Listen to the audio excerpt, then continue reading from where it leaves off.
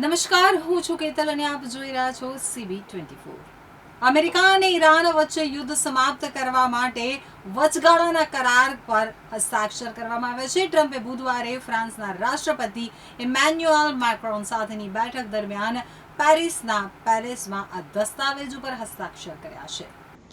America અને Iran વચ્ચે તાજેતરમાં થયેલો શાંતિ કરાર વૈશ્વિક રાજકારણમાં એક મહત્વપૂર્ણ વળાંક છે। આ સમજૂતી પત્ર બંને દેશો વચ્ચેના તણાવને ઘટાડવા અને પ્રાદેશિક શાંતિ સ્થાપવા માટે 14 મુદ્દાઓ પર આધારિત છે।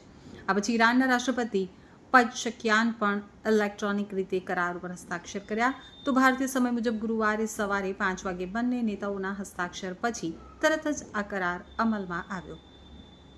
કરાર હેઠળ ઈરાનમાં યુદ્ધ સમાપ્ત થશે અને લેબનોનમાં પણ સંઘર્ષ સમાપ્ત કરવાની વાત કહેવામાં આવી છે। તો સાથે જ હોર્મુઝ સ્ટ્રેટને ફરીથી ખોલવા અને અમેરિકાની નૌકાદળની નાકાબંધી સમાપ્ત કરવાની વાત કહેવામાં આવી છે।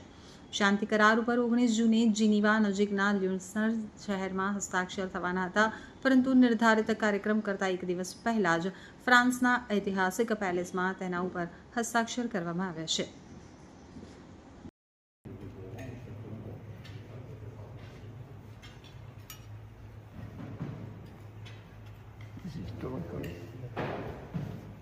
Yes. Bravo. How